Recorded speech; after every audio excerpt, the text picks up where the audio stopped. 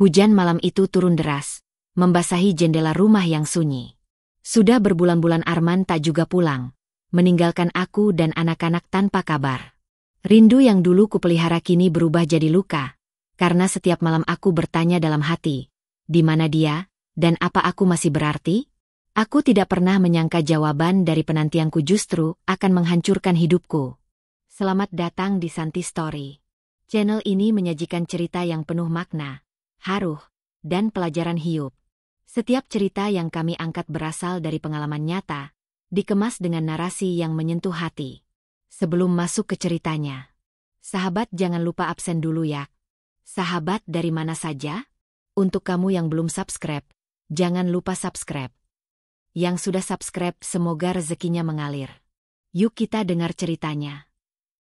Rumah itu tampak begitu tenang dari luar. Cat dindingnya masih rapi, halaman kecil di depan selalu kubersihkan setiap pagi, dan bunga-bunga yang kutanam tetap mekar meski hatiku sering kali layu. Namun di balik pintu kayu yang tertutup rapat itu, ada sebuah rahasia yang kian hari kian membuatku sesak. Arman, suamiku, semakin jarang pulang. Dulu, sebelum menikah, ia adalah lelaki yang begitu hangat, penuh perhatian, bahkan sedikit berlebihan dalam mengekspresikan rasa cintanya padaku. Setiap pulang kerja, ia selalu membawa sesuatu, sekadar roti manis, buah kesukaanku, atau bahkan bunga liar yang ia petik di jalan. Aku masih ingat jelas senyumnya, senyum yang membuatku jatuh cinta dulu. Tapi sekarang, senyum itu seolah hanya kenangan. Sudah hampir sebulan ini, waktu-waktu malamku terasa begitu panjang. Jam dinding di ruang tamu berdetak keras, seakan mengingatkanku bahwa menit demi menit berlalu tanpa kabar darinya. Ponselku sering kuletakkan di meja, menunggu dering pesan atau telepon darinya, tapi sunyi. Kadang ia hanya mengirim pesan singkat. Maaf, ada lembur. Pulang larut. Atau, besok saja kita ngobrol, aku capek. Itu pun jika aku bertanya lebih dulu. Awalnya, aku mencoba mengerti. Aku tahu pekerjaannya memang sedang banyak proyek. Tapi lama-lama aku merasa ada yang aneh. Jam lembur yang tak wajar, pulang dini hari, bahkan beberapa kali tidak pulang sama sekali dengan alasan rapat luar kota. Hatiku mulai bertanya-tanya, benarkah semua itu? Atau ada hal lain yang dia sembunyikan dariku? Malam itu, aku duduk di kursi rotan di teras rumah. Udara dingin menusuk kulit, tapi hatiku jauh lebih dingin. Anak-anak sudah tidur, hanya aku sendiri yang masih terjaga. Lampu jalan berpendar redup, suara jangkrik bersahutan. Aku menatap jalanan depan rumah, berharap melihat sosoknya datang dengan motornya. Tapi bayangan itu tak juga muncul. Seketika aku teringat masa awal pernikahan kami. Arman selalu menepuk kepalaku pelan sebelum tidur, membisikkan doa-doa kecil untukku. Kini, jangankan doa, sekadar menanyakan kabar pun rasanya sudah sulit sekali. Dadaku sesak, mataku panas. Tanpa sadar air mata mengalir, menetes ke pangkuanku. Aku merasa seperti istri yang ditinggalkan, meski secara resmi kami masih tinggal serumah. Esok paginya, aku bangun lebih awal, menyiapkan sarapan seperti biasa, meski aku tahu kemungkinan besar ia takkan pulang. Aku berusaha menjaga rutinitas agar anak-anak tidak merasa ada yang janggal. Mereka masih kecil, mereka tidak perlu tahu pahitnya hatiku. Aku hanya tersenyum ketika mereka bertanya, "Ayah lembur lagi ya, Bu?" Dan aku menjawab singkat, "Iya, Nak. Ayah kerja keras buat kita." Namun di dalam hati, jawaban itu terasa begitu menyakitkan. Aku bertanya-tanya pada diriku sendiri, benarkah Arman masih kerja keras demi keluarga? Atau justru ada hal lain yang selama ini ia sembunyikan dariku? Aku mencoba menepis pikiran buruk itu. Tapi rasa curiga seperti bara kecil yang pelan-pelan membakar hatiku. Setiap malam yang kosong, setiap kursi makan yang ia tinggalkan kosong, semakin menegaskan bahwa ada jarak yang kini terbentang di antara kami. Aku tidak tahu, apakah aku hanya berlebihan, atau memang benar ada yang salah dengan rumah tangga kami. Yang ku tahu, kebahagiaan yang dulu hangat perlahan memudar, meninggalkan aku dengan kesepian yang panjang. Dan di titik itulah, aku merasa, sebuah badai besar sedang menunggu di depan, siap mengguncang rumah tanggaku kapan saja. Malam-malam terasa semakin panjang sejak Arman tak kunjung pulang. Suara jam dinding di ruang tengah seakan menjadi musik yang menakutkan, berdetak begitu jelas di telingaku. Setiap detik yang lewat hanya menambah rasa cemas yang menyesakkan. Rumah yang dulu ramai dengan canda tawa kini sering terisi sepi. Anak-anak tidur lebih cepat, sementara aku duduk seorang diri di ruang tamu, menunggu sesuatu yang semakin jarang terjadi, suamiku pulang ke rumah. Aku sering mencoba mengalihkan pikiran dengan membaca buku, menonton televisi, atau sekadar merapikan baju-baju di lemari. Tapi tetap saja, bayangan tentang Arman tak bisa hilang dari kepala. Di mana dia? Sedang apa? Benarkah masih di kantor? Atau ada sesuatu yang sengaja disembunyikan dariku? Pikiran itu tak pernah bisa berhenti bergulir. Beberapa kali aku memberanikan diri meneleponnya. Kadang diangkat dengan suara tergesa, kadang hanya berdering tanpa jawaban. Pernah suatu malam, ponselku diangkatnya sambil berkata singkat, "Aku rapat, jangan diganggu." Lalu sambungan diputus begitu saja. Hatiku remuk. Aku hanya ingin mendengar kabarnya, bukan menyusahkannya.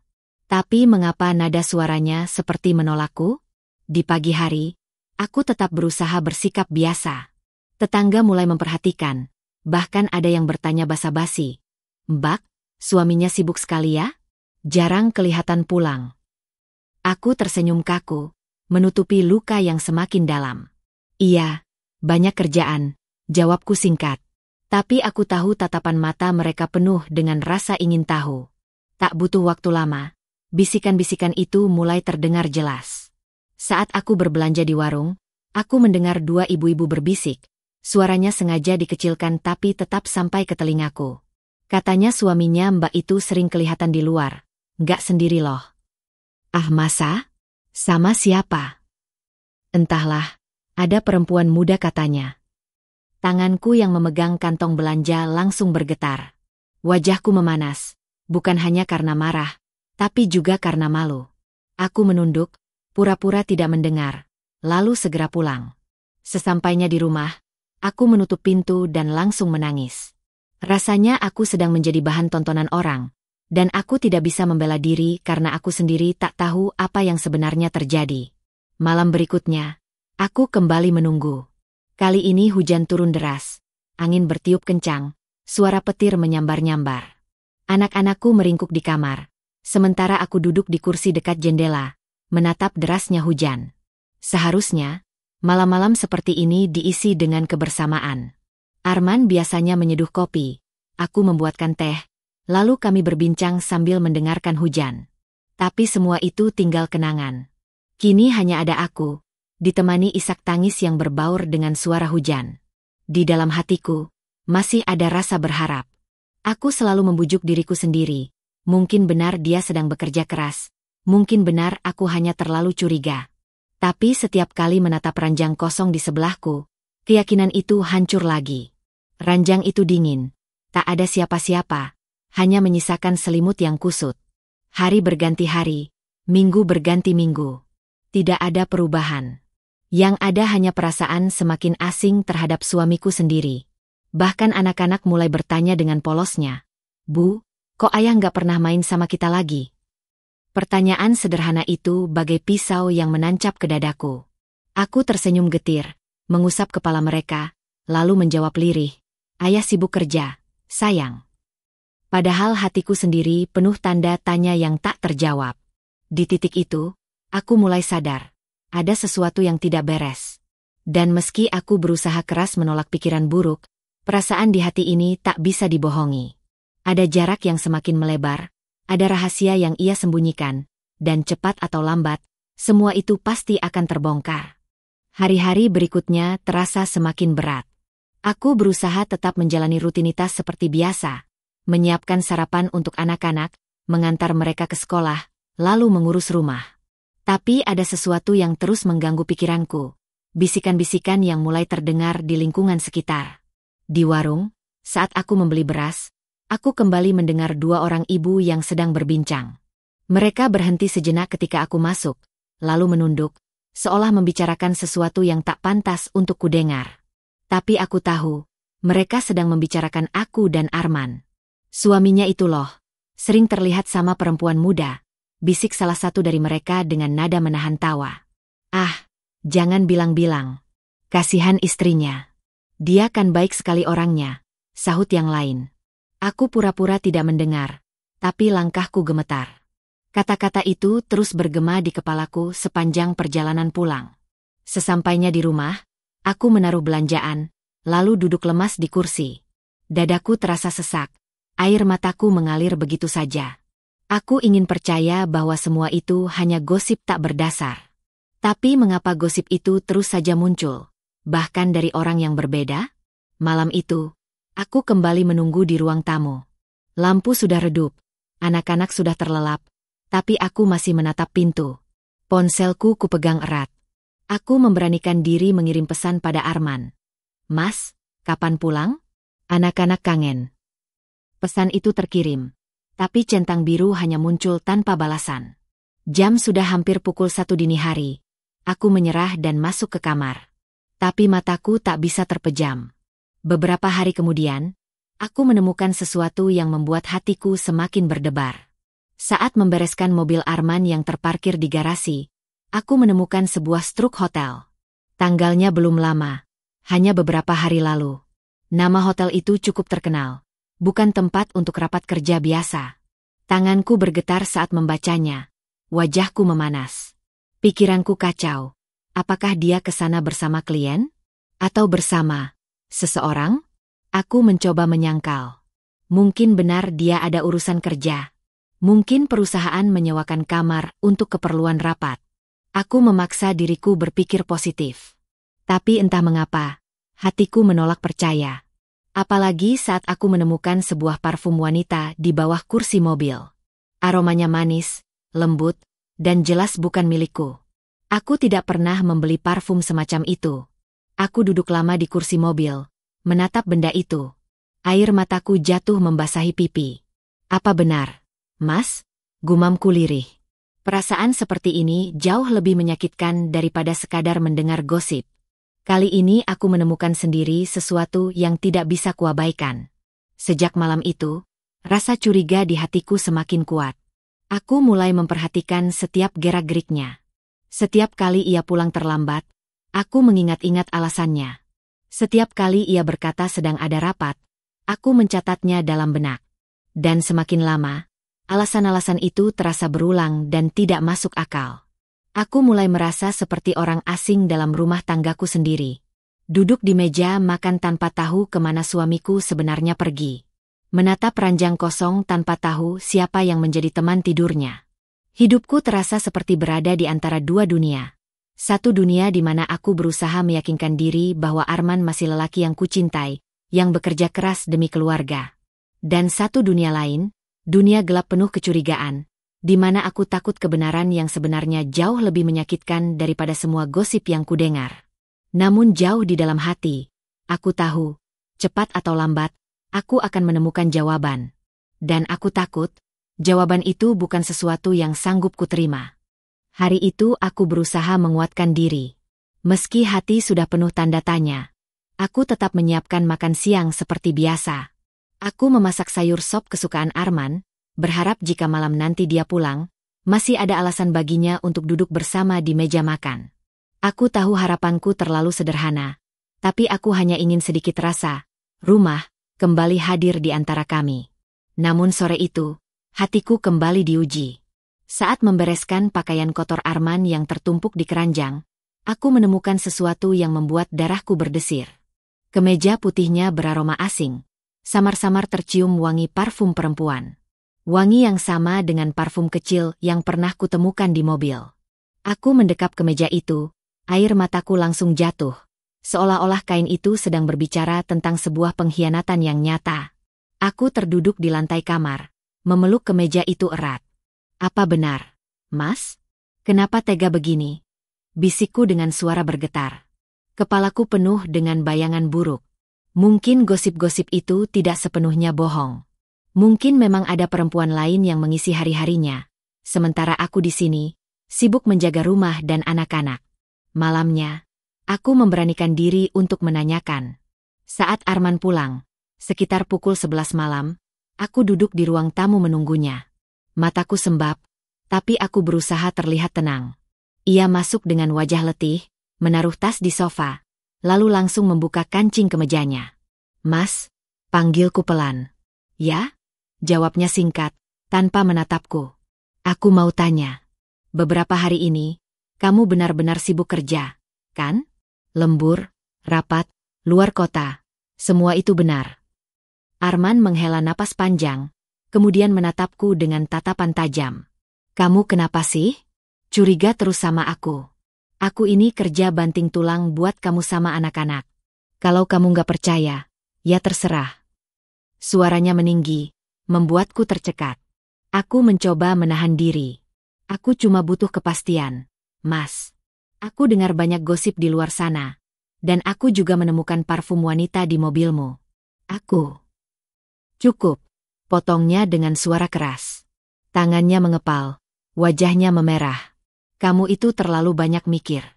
Kalau nemu apa-apa, jangan langsung nuduh. Itu mungkin punya rekan kerja. Kamu tahu apa tentang pekerjaanku?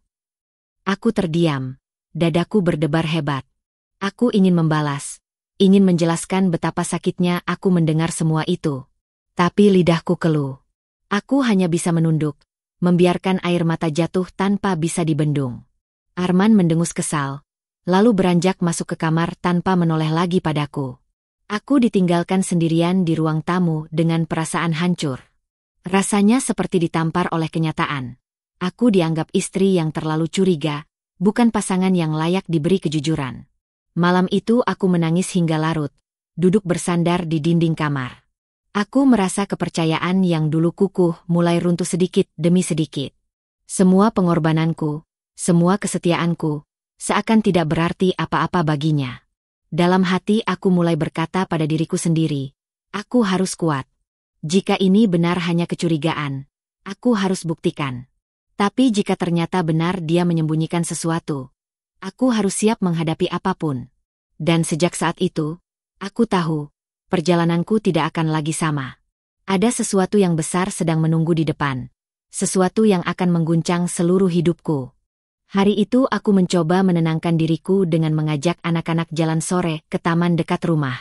Udara segar sore hari sedikit banyak menyejukkan pikiran. Aku duduk di bangku taman sambil mengawasi mereka berlari-larian, sementara hatiku tetap tak tenang. Ada perasaan aneh yang terus menghantui, seolah aku akan menemukan sesuatu yang selama ini kutakutkan. Setelah anak-anak puas bermain, aku memutuskan mampir sebentar ke pusat perbelanjaan. Niatku sederhana, membeli bahan makanan untuk besok. Tapi takdir seperti sengaja menuntunku untuk melihat kebenaran yang sebenarnya. Saat keluar dari toko, aku berdiri sejenak di lobi mall, menunggu anak-anak yang sedang memilih mainan kecil. Mataku tanpa sengaja menangkap sosok yang begitu kukenal. Arman. Ia berjalan di sisi seorang perempuan muda, wajahnya begitu cerah dan penuh senyum.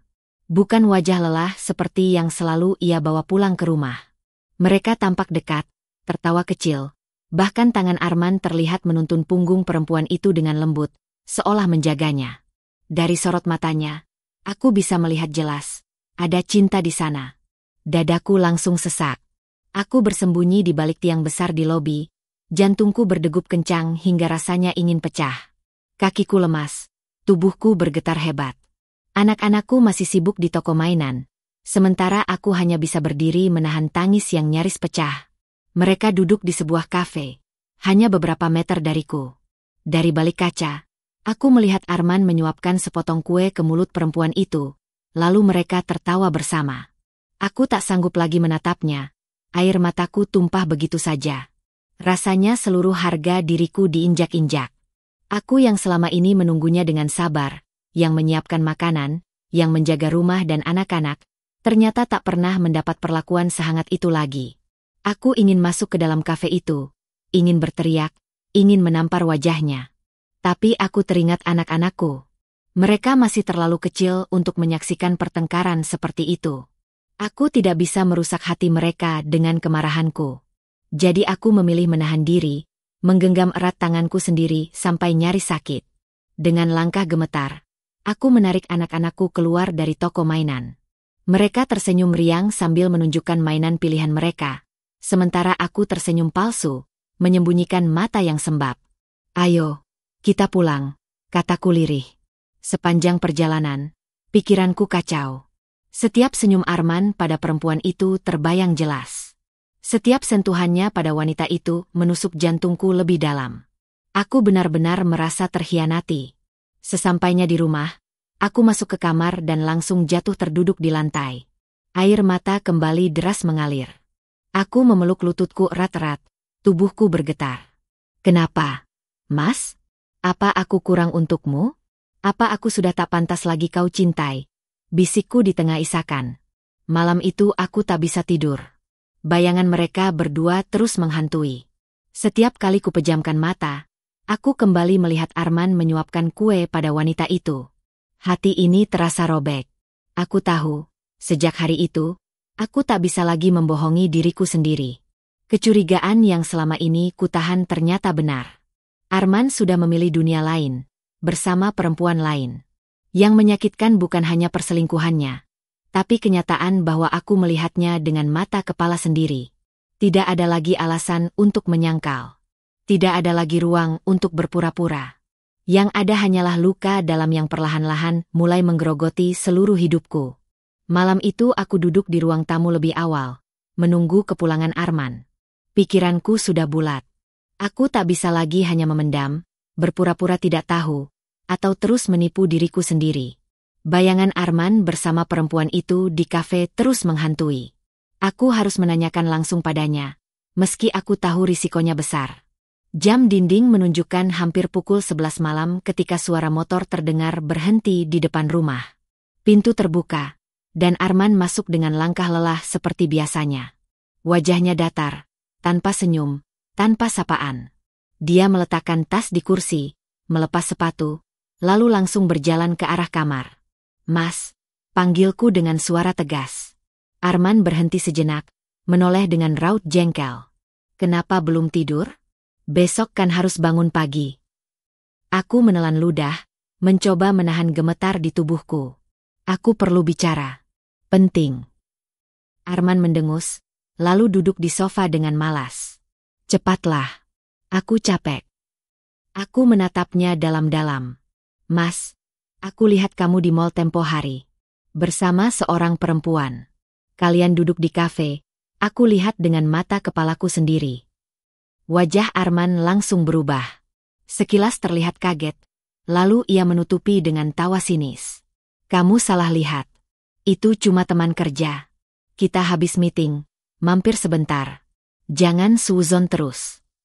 Dadaku terasa sesak. "Mas, jangan bohong. Aku lihat sendiri bagaimana kamu menyuapkan makanan ke mulutnya. Itu bukan sikap teman kerja.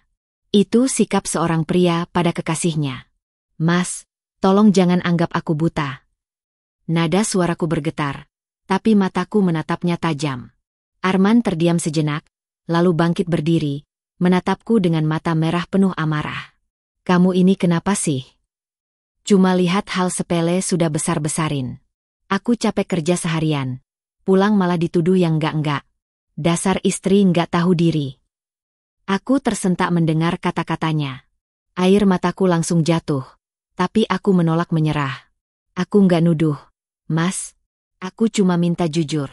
Selama ini aku menunggu. Aku percaya, meski gosip sudah kemana-mana. Aku tutup telinga.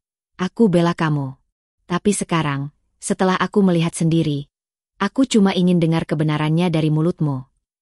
Arman membanting tasnya ke lantai, membuatku terlonjak. "Kamu tuh nyebelin. Hidupku udah susah, di rumah pun gak ada ketenangan. Apa kamu maunya aku pulang makin malas?" Aku memandangnya dengan hati yang hancur. "Jadi benar, Mas? Kamu sudah punya perempuan lain?" Tanyaku lirih, suara nyaris hilang. Arman tak menjawab. Ia hanya memalingkan wajah, tangannya meremas rambutnya sendiri, seolah bingung. Keheningan itu lebih menyakitkan daripada 1000 kata. Karena dari sikapnya, aku tahu jawabannya. Ya, dia memang mengkhianatiku. Aku jatuh terduduk di kursi, tubuhku bergetar hebat. Air mataku mengalir tanpa henti. "Kenapa, Mas? Apa aku sudah nggak cukup? Apa aku sudah nggak layak lagi jadi istrimu?" Arman hanya berdiri kaku.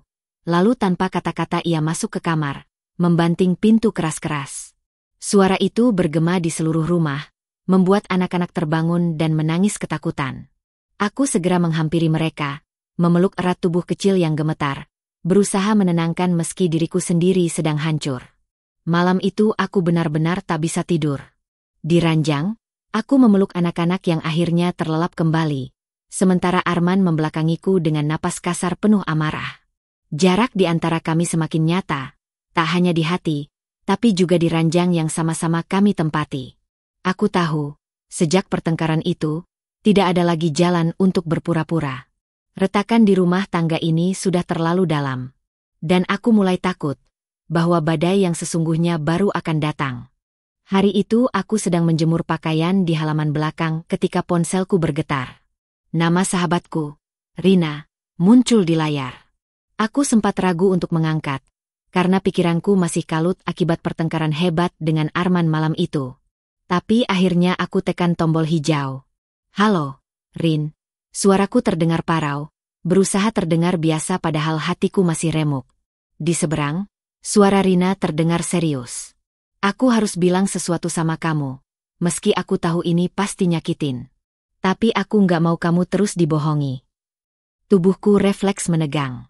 Maksudmu apa, Rin? Tanyaku pelan. Rina menarik napas panjang. Aku tadi siang lihat Arman. Dia keluar dari hotel dengan perempuan yang sama yang pernah aku lihat waktu itu. Mereka gandengan tangan, mesra banget, bahkan ketawa-ketawa. Maaf ya, aku tahu kamu pasti sakit dengarnya, tapi aku nggak tega kalau kamu masih percaya sama omongan dia. Tanganku bergetar, hampir menjatuhkan ponsel. Mataku panas, air mata langsung mengalir tanpa bisa ditahan. Aku sudah menduga, tapi mendengar bukti dari orang lain, dari sahabat yang selalu jujur, rasanya seperti dadaku diremuk. Rin, jangan-jangan kamu salah lihat? Tanyaku lirih, meski hatiku tahu jawabannya. Aku nggak salah, sayang. Aku kenal jelas wajah Arman. Dan perempuan itu, aku lihat dia pakai cincin di tangan kanan, bukan di jari manis. Seolah sengaja nggak nunjukin kalau dia udah punya suami. Aku benar-benar yakin, itu bukan sekadar teman kerja. Aku terdiam lama, hanya isak kecil terdengar dari suaraku. Rina menambahkan dengan suara lembut, aku tahu ini berat. Tapi kamu harus kuat. Kamu harus mulai mikirin dirimu dan anak-anak. Jangan biarkan Arman terus mempermainkan hati kamu. Setelah panggilan itu berakhir, aku terduduk di kursi, tak mampu berdiri. Dunia serasa runtuh. Semua kepercayaan, semua pengorbanan, hancur tak bersisa.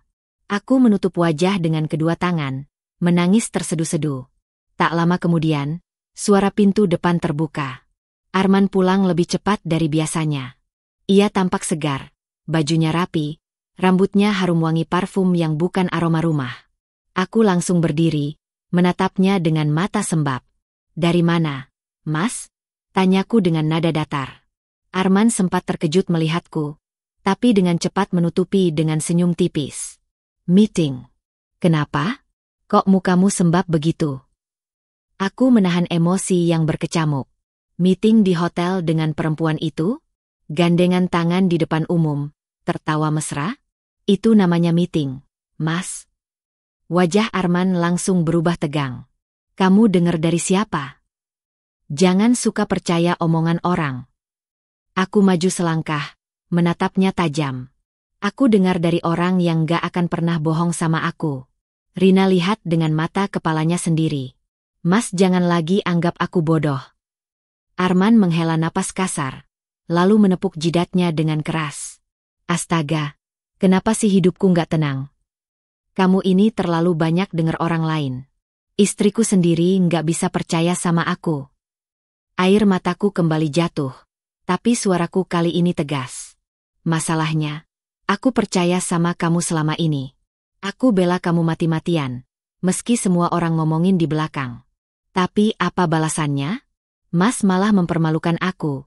Menghancurkan kepercayaan yang udah kubangun bertahun-tahun. Mas tega banget. Arman terdiam, wajahnya campuran antara marah dan gelisah. Ia berusaha mengalihkan pandangan, Tapi aku bisa lihat sorot matanya yang gugup. Itu sudah cukup jadi bukti. Malam itu aku tidak lagi mencari jawaban dari mulutnya. Karena aku tahu, pengakuan yang aku tunggu tidak akan pernah keluar dengan jujur. Yang tersisa hanya kebohongan demi kebohongan. Aku masuk ke kamar, mengunci diri, dan menangis hingga sesak. Di dada, aku memeluk anak-anakku erat-erat. Mereka adalah satu-satunya alasan aku masih bertahan. Satu-satunya kekuatan yang membuatku tidak menyerah meski hatiku sudah tercabik-cabik. Dan saat aku menatap wajah polos mereka, aku mulai berpikir, mungkin aku harus mulai menyiapkan diri. Karena badai yang lebih besar pasti akan datang. Pagi itu rumah terasa sangat dingin meskipun matahari sudah tinggi. Aku sedang menyiapkan sarapan anak-anak ketika suara ketukan pintu terdengar keras sekali. Aku berjalan ke depan dengan langkah berat, dan begitu pintu kubuka, berdirilah mertuaku bersama adik perempuan Arman. Wajah mereka sama sekali tidak ramah, bahkan lebih tepatnya penuh amarah. Apa-apaan kamu bikin ribut, Sinta? Kamu tuduh Arman yang enggak-enggak, sampai dia pulang dengan muka kusut semalam. Bentak mertuaku tanpa basa-basi. Aku tercekat. Sendok yang kugenggam bergetar. Bu, saya nggak tuduh. Saya cuma minta kejelasan. Arman. Diam, potongnya tajam. Kalau suami nggak betah di rumah, itu salah siapa? Kamu ngurus rumah beres nggak? Kamu bikin suami nyaman nggak? Jangan selalu main jadi korban. Hatiku bergetar hebat mendengar kata-kata itu. Aku ingin membela diri, tapi tenggorokanku tercekat. Rasa sakit bercampur dengan marah membuat air mataku langsung mengalir. Adik Arman ikut menimpali. Mbak, tolong ya, jangan bikin drama. Kalau Mas Arman beneran deket sama perempuan lain, itu pasti karena Mbak nggak bisa bikin dia bahagia. Jangan nuduh Mas Arman kalau kenyataannya Mbak yang gagal jadi istri. Aku menatap mereka dengan mata penuh luka. Kata-kata itu menusuk jantungku. Bukannya aku tak berusaha. Justru selama ini aku yang banting tulang, menjaga rumah, menjaga anak-anak, menunggu Arman meski ia jarang pulang. Dan sekarang, aku yang disalahkan? Bu, saya sudah lakukan semua yang saya bisa. Suaraku bergetar, tapi penuh ketegasan. Kalau Arman selingkuh, itu bukan salah saya. Itu salahnya yang gak bisa jaga janji pernikahan. Mertuaku mendengus keras. Kamu berani nyalahin Arman? Dia itu anakku. Aku tahu dia orangnya kayak apa. Kamu jangan sok suci. Jangan-jangan kamu yang bohongin dia selama ini. Aku gemetar menahan emosi. Rasanya ingin berteriak sekuat tenaga. Namun di tengah pertengkaran itu, tiba-tiba suara tangis anakku terdengar dari dalam. Mereka ketakutan melihat nenek dan tante mereka membentakku. Aku segera menghampiri anak-anak, memeluk mereka erat. Nggak apa-apa, sayang, tenang. Mama di sini, bisikku, meski suaraku bergetar. Namun mertuaku malah semakin marah. Lihat tuh, depan anak-anak aja kamu main drama air mata. Nggak heran Arman cari kebahagiaan di luar. Kata-kata itu seperti pisau yang menusuk dalam-dalam. Aku terdiam, tubuhku lemas. Rasanya aku sudah tak punya lagi tenaga untuk melawan. Setelah puas melampiaskan amarah, mereka akhirnya pergi meninggalkan rumah dengan wajah sinis. Suara pintu dibanting begitu keras hingga jantungku hampir meloncat. Aku terduduk di lantai, air mata terus bercucuran. Anak-anak memelukku erat, seolah mengerti bahwa aku benar-benar hancur. Aku ingin kuat, tapi di hadapan mereka aku tak lagi bisa menahan tangis. Malamnya, Arman pulang. Aku pikir ia akan mencoba meredakan suasana setelah kejadian tadi pagi. Tapi ternyata, ia justru masuk dengan wajah dingin. Apa-apaan kamu bikin ribut sama ibu dan adikku? Katanya tanpa menatapku. Aku berdiri menahan perih. Aku nggak bikin ribut, Mas.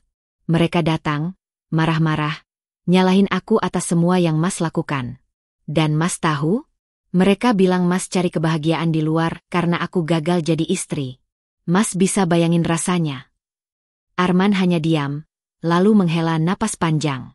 Kamu ini, susah banget diajak hidup tenang. Aku capek, Sin. Aku menatapnya tak percaya. Capek? Mas yang selingkuh, Mas yang bohong, tapi aku yang disalahkan semua orang. Sekarang Mas bilang capek? Aku yang harusnya bilang capek. Mas. Arman terdiam. Tapi bukan karena menyesal. Ia justru berbalik menuju kamar tanpa mengucapkan sepatah kata pun. Aku terduduk di ruang tamu. Tubuhku bergetar hebat. Malam itu aku tidak bisa tidur. Pandangan mertuaku yang penuh kebencian, suara adik iparku yang menyalahkanku, dan sikap dingin Arman terus berputar di kepalaku. Dan di dalam hati, mulai tumbuh sebuah tekad kecil. Tekad untuk berhenti menjadi korban. Tekad untuk berdiri melawan, meski aku tahu badai besar akan semakin mendekat. Hari itu aku baru saja selesai menyapu ruang tamu ketika suara mesin motor berhenti tepat di depan rumah. Awalnya aku tak terlalu peduli, mengira itu hanya tetangga yang singgah. Namun detik kemudian, suara ketukan pintu terdengar, keras, tanpa ragu, seolah rumah ini bukan rumahku. Dengan langkah hati-hati, aku membuka pintu. Seketika tubuhku kaku. Di depanku berdiri seorang perempuan muda dengan perut yang sudah mulai membuncit.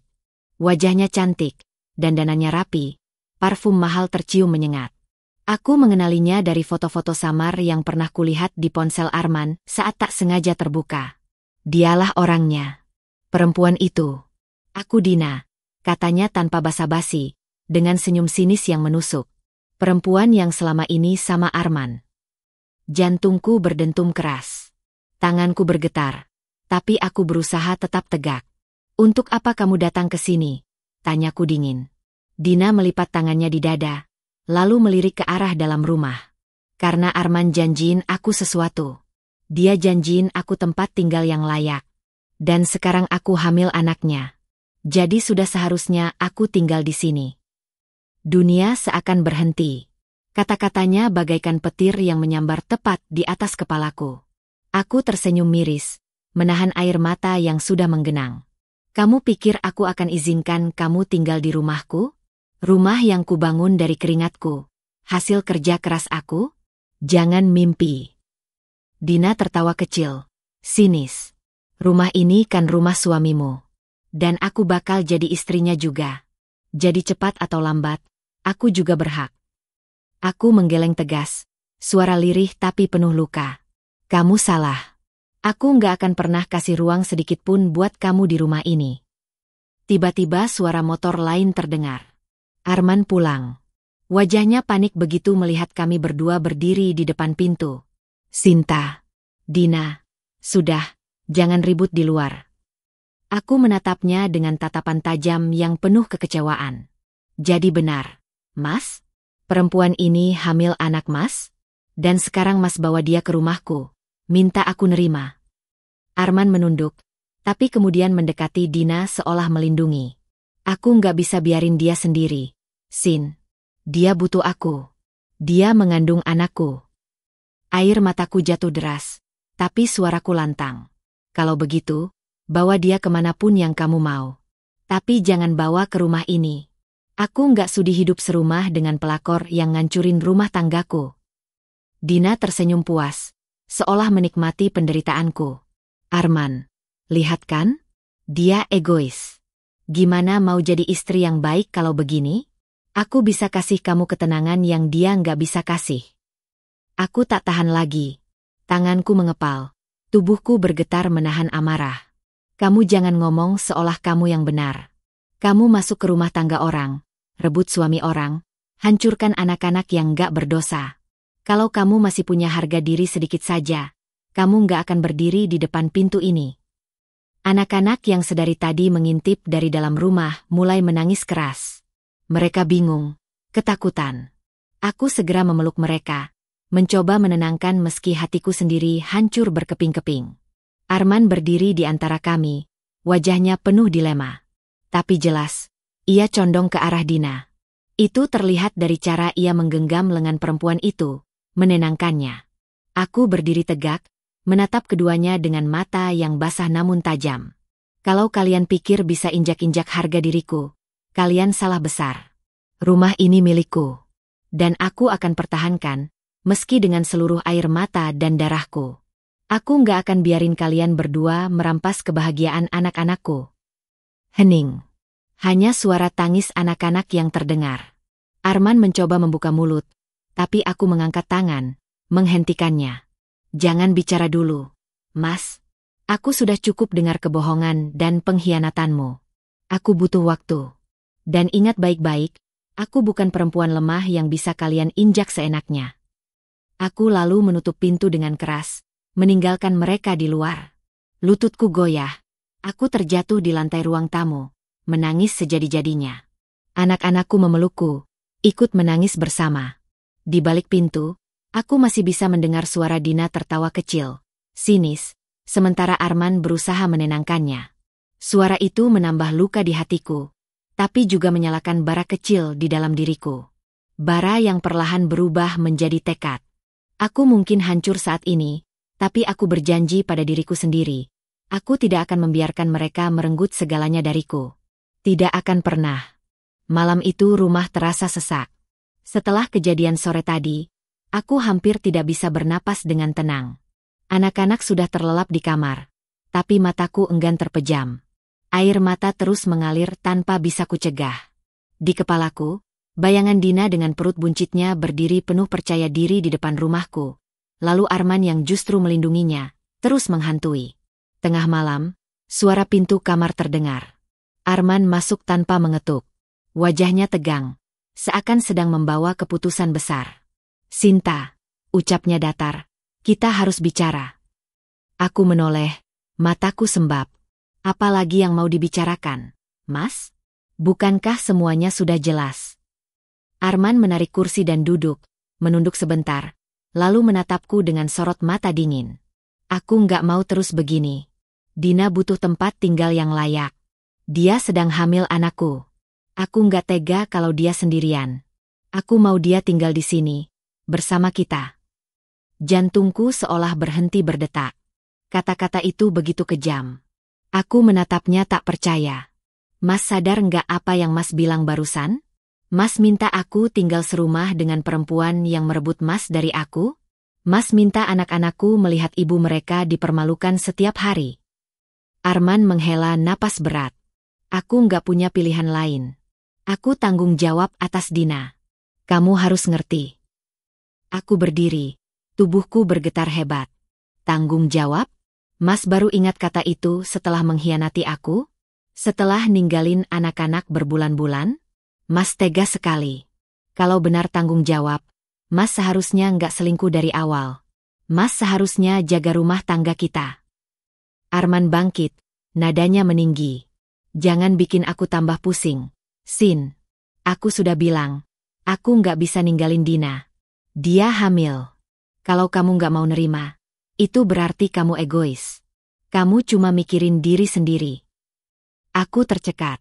Sakit hati ini tak terlukiskan. Egois? Aku yang egois? Mas pernah lihat aku tidur nyenyak sendirian selama Mas nggak pulang? Mas pernah lihat aku berjuang mati-matian ngurus rumah dan anak-anak tanpa bantuan? Aku bertahan demi keluarga ini, meski hati aku hancur. Dan sekarang Mas balas dengan kata egois. Suasana memanas. Air mataku jatuh deras, sementara Arman tampak semakin kehilangan kendali. "Kalau kamu terus nggak mau ngerti, aku bakal tetap bawa Dina masuk ke rumah ini. Aku nggak peduli kamu mau setuju atau nggak." Aku terdiam, tubuhku gemetar menahan amarah dan sakit hati. Namun di balik air mata, perlahan muncul keberanian. Aku melangkah mendekat, menatapnya dengan mata penuh luka tapi juga ketegasan. "Kalau Mas benar-benar lakukan itu, kalau Mas berani bawa perempuan itu masuk ke rumah ini, maka anggap saja Mas sudah kehilangan aku. Aku nggak akan sudi hidup diperlakukan seperti sampah.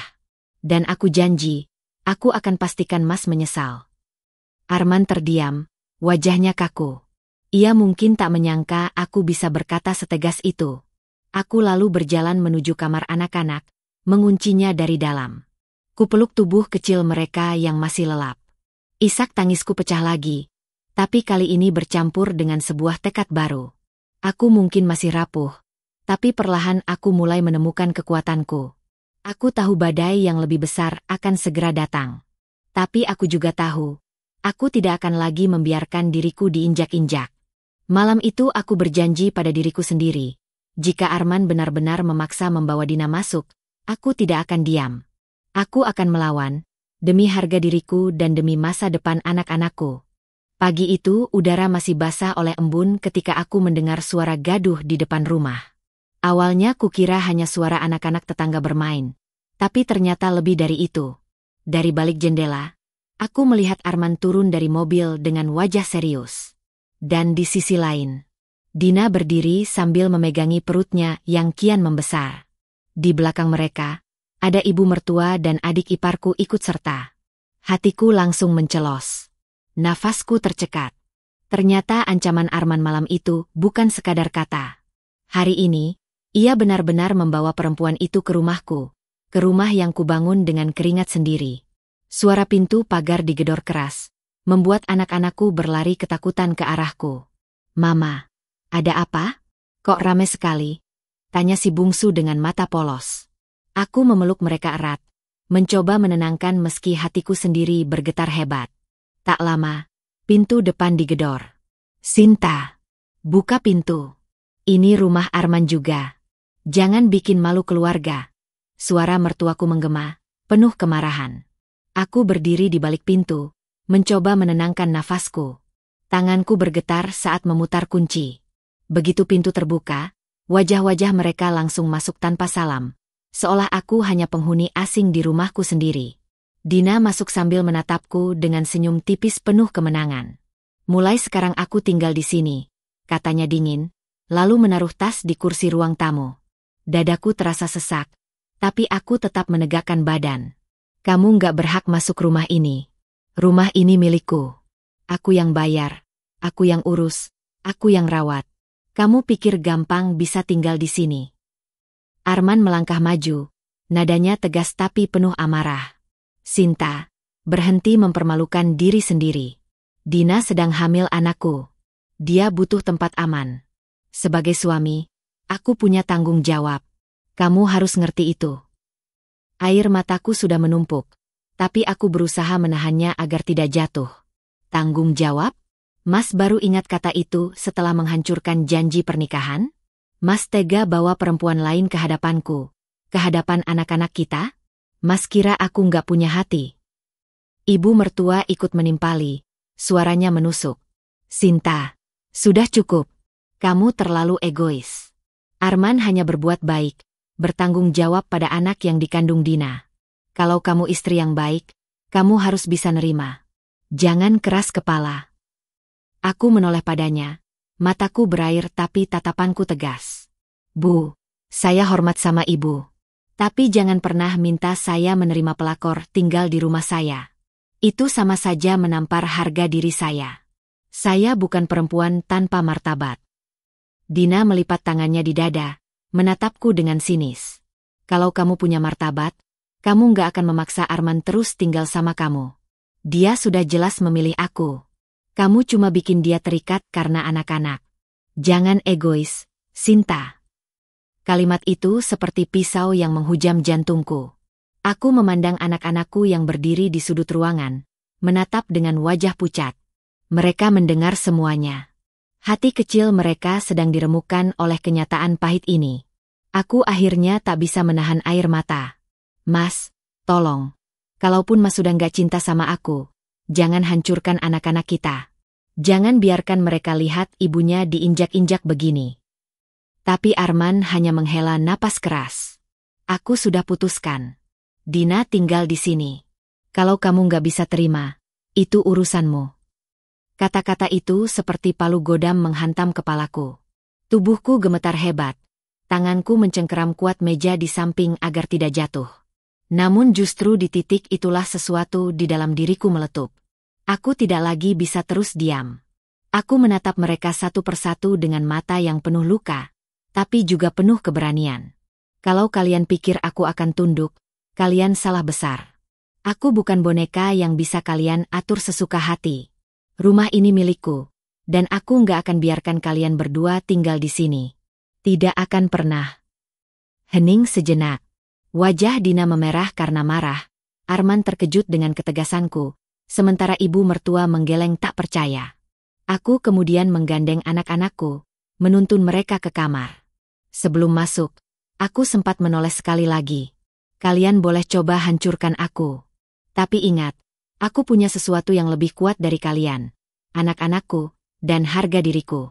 Itu yang akan selalu aku pertahankan, sampai kapanpun. Aku menutup pintu kamar dengan keras. Di balik pintu, air mataku pecah, tubuhku lemas. Tapi dalam hatiku mulai tumbuh tekad yang lebih besar dari sebelumnya. Aku tahu, inilah awal dari pertempuran panjang. Dan aku bersumpah, aku tidak akan kalah. Hari-hari setelah kejadian itu berjalan dengan penuh ketegangan. Sejak Arman dengan nekat membawa Dina ke rumah, suasana di dalam rumahku tidak pernah lagi sama. Aku tetap berusaha mempertahankan hakku, menutup rapat kamar agar Dina tidak berani masuk sembarangan. Namun, keberadaan mereka yang terus mondar-mandir di ruang tamu membuatku seperti tinggal di dalam neraka. Suatu sore, aku dipanggil ke ruang tamu. Arman duduk dengan wajah tegang, sementara ibu mertua duduk di samping Dina yang terlihat semakin sering bertingkah layaknya tuan rumah. Aku tahu, percakapan ini tidak akan membawa kabar baik. Sinta, suara Arman terdengar berat. Aku mau bicara serius. Kita nggak bisa terus begini. Aku sudah memutuskan untuk menikahi Dina secara resmi. Dia sudah mengandung anakku, dan itu tanggung jawabku. Aku nggak bisa terus sembunyi-sembunyi. Aku menatapnya dengan mata berkaca-kaca. Mas, apa Mas nggak sadar kalau Mas baru saja menginjak janji pernikahan kita? Kita masih terikat, Mas. Aku ini istri sahmu. Dan sekarang Mas bilang mau menikahi perempuan lain di depanku? Di rumahku? Apa Mas sudah kehilangan rasa malu? Dina tersenyum tipis, penuh sindiran. Justru karena dia laki-laki bertanggung jawab, dia nggak bisa biarin aku begini terus tanpa status. Lagi pula, apa kamu pikir dia masih betah sama kamu? Sudah jelas hati Arman ada sama aku. Hatiku terasa tercabik-cabik. Aku menoleh pada ibu mertua yang sejak tadi diam, berharap ada sedikit pembelaan. Tapi justru sebaliknya. Sinta, kamu harus belajar legowo. Kalau Arman menikahi Dina, itu demi kebaikan semuanya. Jangan egois. Lagian, ia menatapku tajam. Kamu kan bukan siapa-siapa tanpa Arman. Kalau nggak mau makin dipermalukan, sebaiknya kamu ikut bantu biaya pernikahan mereka. Aku terperanjat. Darahku seakan berhenti mengalir. Apa, Bu? Saya disuruh membiayai pernikahan suami saya dengan selingkuhannya. Suaraku meninggi, tidak mampu lagi menahan amarah. Arman menunduk, tapi suaranya tetap keras. Sinta, tolong jangan bikin ini lebih sulit. Kamu tahu kondisi keuanganku sedang terhimpit. Sementara kamu punya usaha yang lancar. Aku minta bantuanmu, demi kebaikan bersama. Aku berdiri, tubuhku gemetar hebat. Mas, dengar baik-baik. Aku sudah bersabar sejauh ini. Tapi jangan pernah sekalipun menganggap aku akan rela membiayai kehancuranku sendiri. Usaha itu aku bangun dengan kerja keras, bukan untuk menghancurkan harga diriku. Mas sudah keterlaluan. Dina menyeringai sambil membelai perutnya. Kalau kamu memang gak mau, berarti kamu gak ikhlas. Kasihan anak-anak kamu. Sinta, mereka nanti bakal tahu kalau ibunya gak mau membantu ayah mereka menikah dengan baik. Apa kamu mau mereka lihat kamu jadi orang tua yang jahat? Aku langsung menoleh tajam padanya. Jangan pernah bawa-bawa anakku dalam urusan kotor ini. Mereka nggak punya salah. Yang salah itu kamu, yang sudah masuk ke rumah tangga orang. Dan kamu, Mas, yang tega mengkhianati anak-anakmu sendiri. Air mataku jatuh, tapi aku tidak mau terlihat lemah. Aku menghapusnya cepat dan menatap mereka dengan keberanian yang tersisa. Dengar ini baik-baik. Aku tidak akan pernah mendanai kebiadaban kalian. Kalau Mas mau menikahi Dina, silakan. Tapi jangan pernah sentuh 1 rupiah pun dari keringatku. Jangan pernah. Ruangan mendadak hening. Arman menggertakkan giginya, wajahnya merah padam. Ibu mertua menatapku penuh kebencian. Sementara Dina tampak sejenak kehilangan kata-kata. Tapi aku tahu, pertarungan belum selesai. Mereka pasti akan mencari cara lain untuk menekan aku. Malamnya, aku duduk di kamar bersama anak-anakku. Mereka memelukku erat, seakan mengerti tanpa aku harus menjelaskan panjang lebar. Mama jangan nangis, bisik anak sulungku sambil mengusap air mataku dengan tangannya yang kecil. Aku tersenyum samar meski hati hancur. Mama nggak apa-apa, nak. Mama cuma capek. Tapi mama janji, nggak akan ada yang bisa ambil mama dari kalian. Kita akan tetap bersama, apapun yang terjadi. Di dalam hati, aku bersumpah. Jika mereka pikir aku akan hancur dan menyerah, mereka salah besar. Justru dari semua penghinaan ini, aku akan bangkit lebih kuat. Aku akan tunjukkan bahwa aku bukan perempuan yang bisa diinjak-injak seenaknya. Malam itu aku tak bisa memejamkan mata. Kata-kata Arman dan ibu mertuaku terus bergema di kepala, menusuk ulu hati seperti belati. Mereka sungguh tega, meminta aku, istrinya yang sah, untuk membiayai pernikahan dengan perempuan yang sudah jelas-jelas menghancurkan rumah tanggaku. Air mata sudah tak lagi terhitung berapa kali jatuh, tapi aku tahu, hanya menangis tidak akan menyelesaikan apapun.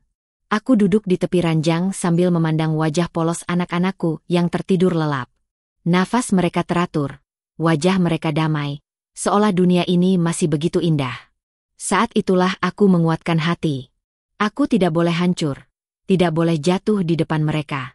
Jika aku roboh, siapa lagi yang akan menjaga mereka? Dari sanalah aku mulai menyusun rencana. Pelan, hati-hati, tapi pasti. Pagi harinya, aku bangun lebih awal. Seperti biasa, aku menyiapkan sarapan untuk anak-anak. Namun kali ini ada sesuatu yang berbeda. Aku mulai mencatat pengeluaran, menghitung pemasukan dari usahaku, dan menata ulang keuangan dengan lebih rapat. Tak boleh ada satupun celah yang bisa disentuh Arman. Aku sudah memutuskan. Aku akan pisahkan harta dan hasil kerjaku dari dia. Saat Arman duduk di meja makan, aku sengaja menatapnya dengan tenang. Mas, mulai sekarang aku yang pegang penuh urusan keuangan rumah tangga. Kalau Mas butuh uang, bilang ke aku. Aku yang atur, ucapku dengan suara mantap. Arman menatapku sinis. Kamu pikir kamu siapa? Sinta? Aku masih kepala rumah tangga di sini. Kamu jangan macam-macam. Aku menahan senyum getir. Kepala rumah tangga yang baik akan menjaga keluarganya, bukan membawa perempuan lain masuk ke rumah istrinya. Kalau Mas merasa pantas, silakan buktikan dengan tanggung jawab. Tapi jangan harap aku akan membiarkan uang hasil kerjaku dipakai buat menikahi pelakor itu. Wajah Arman langsung memerah. Tapi sebelum ia sempat bicara, anak-anak sudah selesai sarapan dan meminta diantar ke sekolah. Aku sengaja berdiri, meninggalkannya begitu saja. Aku tahu, itu pertama kalinya ia benar-benar merasa tidak lagi memegang kendali penuh atas diriku. Hari-hari berikutnya aku mulai bergerak diam-diam.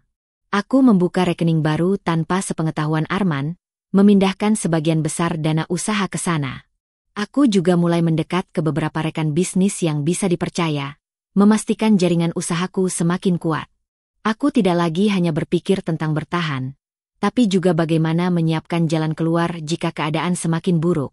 Di sela-sela itu, aku tetap menjaga anak-anakku. Aku tahu mereka merasakan perubahan di rumah.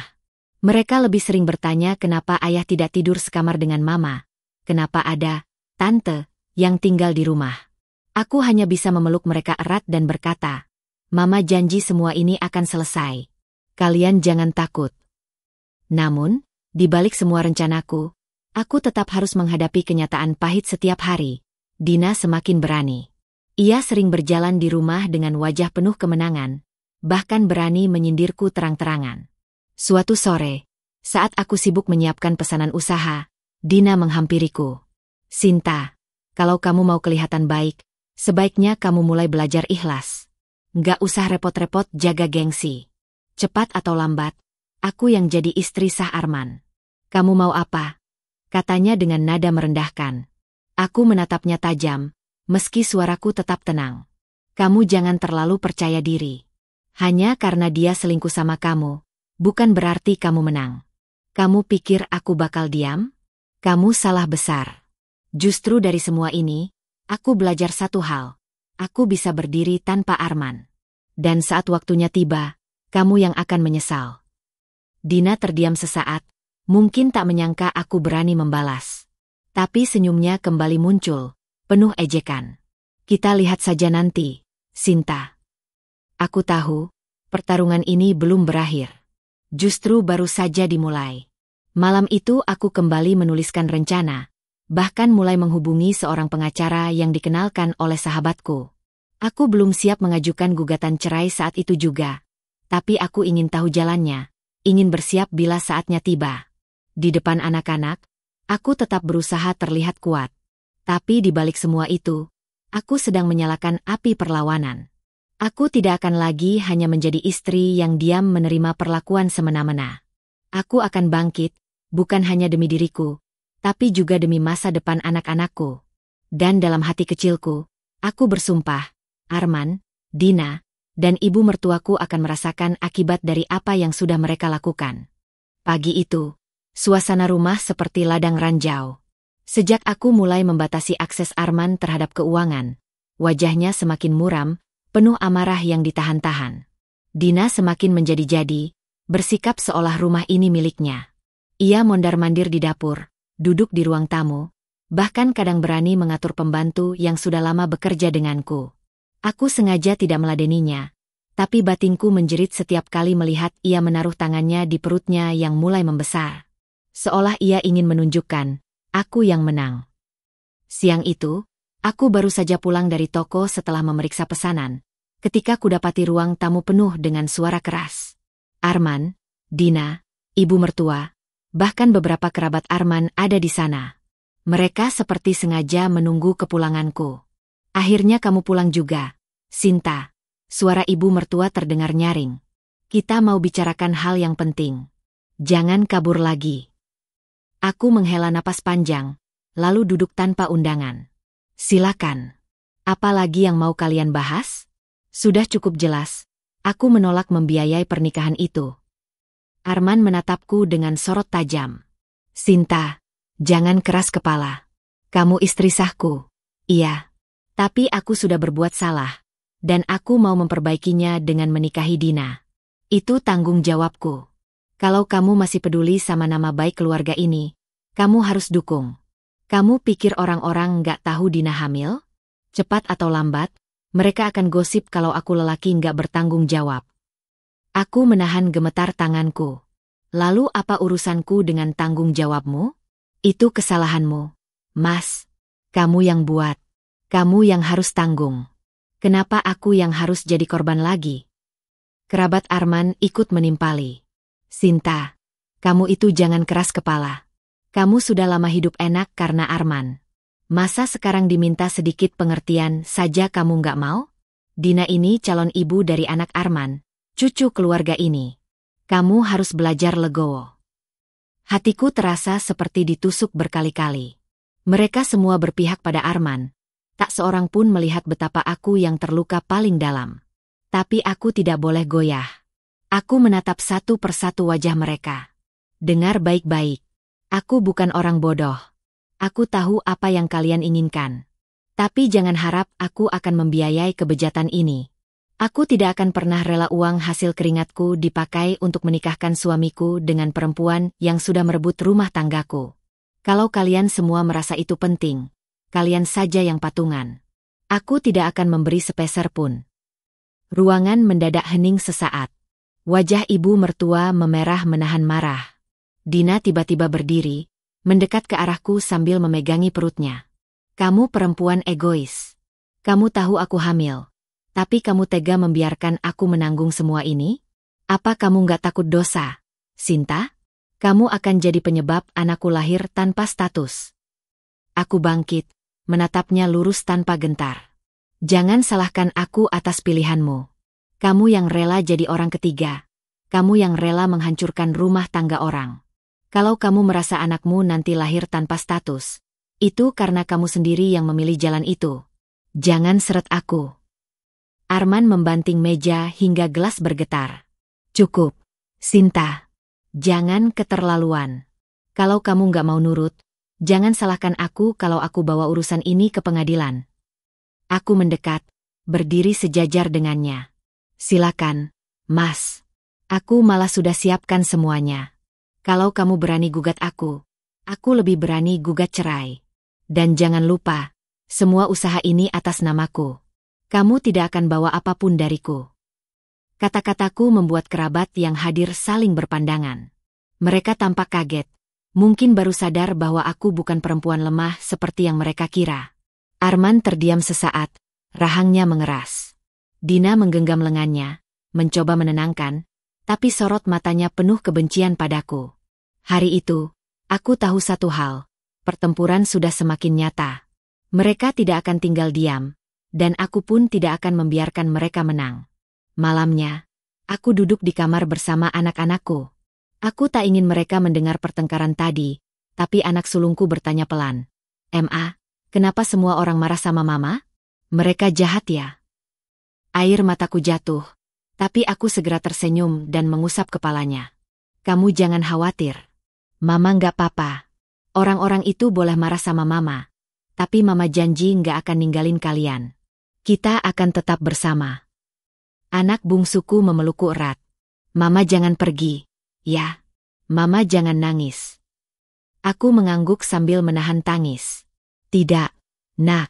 Mama nggak akan pergi. Mama justru akan melindungi kalian, apapun yang terjadi." Di dalam hati, aku tahu badai semakin besar. Tapi tekadku juga semakin kuat. Jika mereka berani menekan aku akan balas dengan cara yang lebih menyakitkan. Sejak pertengkaran terakhir itu, rumahku tak lagi sunyi. Tegangan seakan menggantung di udara. Setiap langkah Dina terdengar bagai tantangan.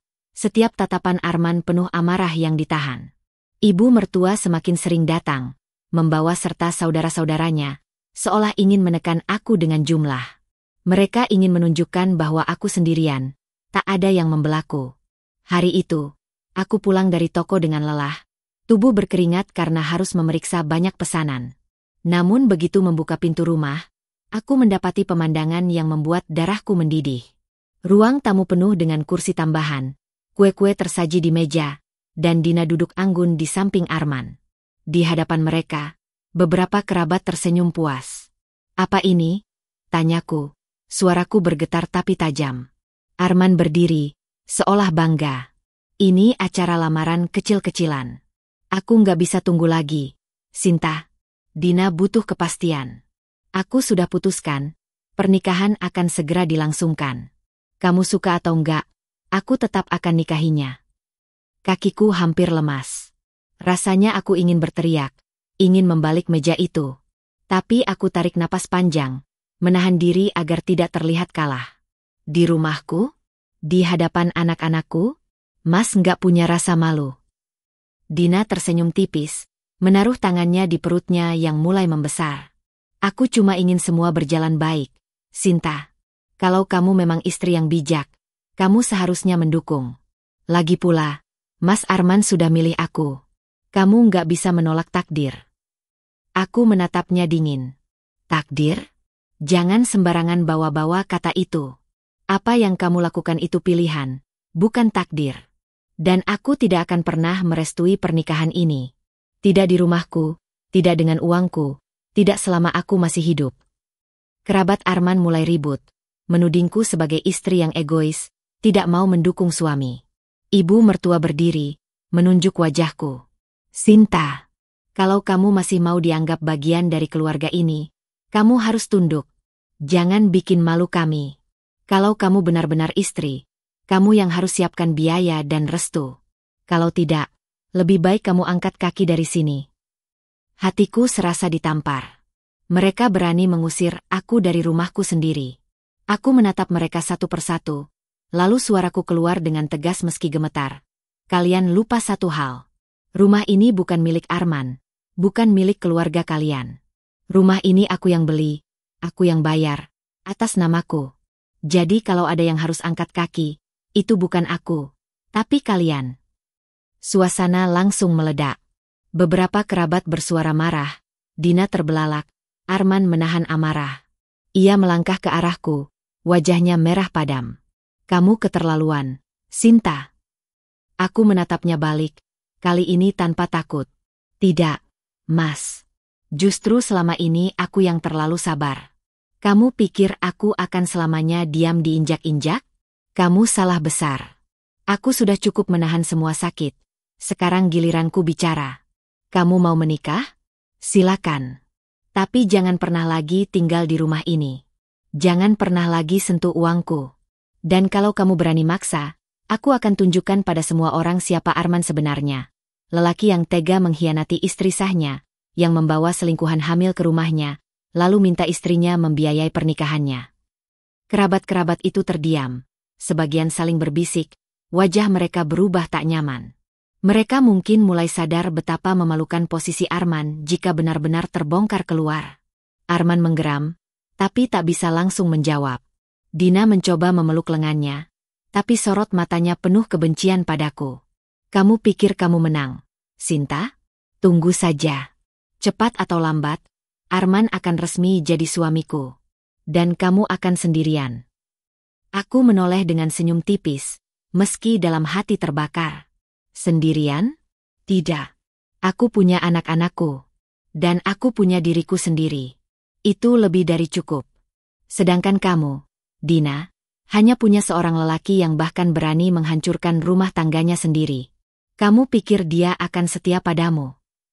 Kata-kataku menusuk. Dina terdiam sesaat, lalu menunduk. Arman makin marah, tapi ia tahu tak bisa menjawab. Hari itu aku berjalan ke kamar dengan kepala tegak, meninggalkan mereka di ruang tamu. Anak-anakku berlari memelukku begitu aku masuk kamar. Wajah mereka khawatir. Aku tersenyum dan berkata lembut, "Tenang, nak. Mama di sini. Gak ada yang bisa ambil mama dari kalian." Namun dalam hati, aku tahu, ini baru permulaan. Mereka tidak akan berhenti. Mereka akan mencoba berbagai cara untuk menekan aku. Tapi aku pun sudah menyiapkan langkah. Kali ini, aku tidak akan lagi jadi korban. Aku akan lawan mereka. Dengan caraku. Hari-hari setelah keributan itu, rumah benar-benar seperti medan perang. Dina semakin menempel pada Arman, seakan ingin menunjukkan pada semua orang bahwa ia sudah menang. Ibu mertua dan kerabatnya semakin sering datang, mondar-mandir seperti merasa punya kuasa. Mereka tidak lagi sekadar menekan dengan kata-kata, tapi mulai bertindak nyata, menyiapkan undangan, mencari gedung, bahkan membicarakan detail pernikahan Dina dan Arman di ruang tamu rumahku. Aku hanya diam, tapi di dalam hati api berkobar semakin besar. Aku sudah bersiap. Diamku bukan tanda menyerah, melainkan mengatur strategi. Selama mereka sibuk dengan rencana mereka, aku juga sibuk menyusun langkah terakhirku. Suatu sore, Arman masuk ke kamarku tanpa permisi. Wajahnya tegang, urat lehernya menegang. "Sinta, cukup sudah. Kamu jangan bikin semuanya makin rumit. Aku sudah pesan gedung, undangan sudah dicetak. Kamu hanya perlu tanda tangan untuk mengizinkan penggunaan dana usaha. Itu saja. Setelah itu, semua beres." Aku menutup buku catatan yang sedang kutulis, lalu menatapnya dengan dingin. "Mas pikir aku akan begitu saja menyerahkan uangku? Setelah semua penghinaan yang aku terima? Tidak akan pernah." Arman menepuk meja dengan keras. "Sinta, jangan egois. Ini masalah harga diriku sebagai laki-laki. Kamu gak ngerti, ya? Orang-orang sudah mulai gosip, bilang aku pengecut, laki-laki tak bertanggung jawab. Aku harus menikahi Dina." Aku berdiri, menatap matanya lurus. "Harga diri apa yang kamu maksud, Mas? Laki-laki sejati itu menjaga keluarganya, bukan menghancurkan. Kalau kamu takut dibilang pengecut, kenapa dulu kamu malah berkhianat? Jangan bawa-bawa harga diri, kalau kamu sendiri yang menginjaknya." Suasana memanas. Dina tiba-tiba masuk, wajahnya penuh amarah. "Arman, jangan buang waktu dengan dia. Cepat bawa semua surat dan uang itu. Kita bisa urus sendiri tanpa dia." Aku tersenyum miring. "Kalian terlalu percaya diri. Uang itu atas nama siapa? Usaha itu siapa yang bangun? Rumah ini siapa yang beli? Kalian pikir gampang ambil begitu saja? Coba saja." Arman terdiam. Dina menggigit bibir, jelas kesal karena tak bisa berbuat apa-apa. Malamnya, aku mengumpulkan anak-anakku. Aku duduk bersama mereka di ruang tengah, menatap wajah polos yang penuh pertanyaan. "Nak," suaraku bergetar, "kalau nanti ada apa-apa dengan Mama, kalian jangan takut. Mama janji kita akan tetap bersama. Apapun yang terjadi, Mama gak akan biarkan kalian diambil dari Mama." Mereka memelukku erat. Anak sulungku berkata lirih. Mama jangan kalah, ya. Mama jangan pergi. Aku hampir pecah, tapi aku tersenyum dan mengangguk. Mama janji. Keesokan harinya, keluarga Arman mengundangku ke sebuah pertemuan di rumah makan. Katanya untuk membicarakan jalan keluar terbaik. Aku datang, bukan karena ingin tunduk, tapi karena aku sudah menyiapkan sesuatu. Begitu masuk, aku melihat Arman, Dina, ibu mertua, dan beberapa kerabat duduk melingkar. Di meja ada map berisi dokumen. Arman mendorongnya padaku. Ini surat persetujuan penggunaan dana usaha untuk biaya pernikahan. Tanda tangan sekarang, Sinta. Setelah itu, semuanya selesai. Aku menatap map itu, lalu menatap mereka satu persatu. Kalian sungguh tega. Suami yang aku percaya, mertua yang seharusnya jadi orang tua, bahkan kerabat yang seharusnya mendukung.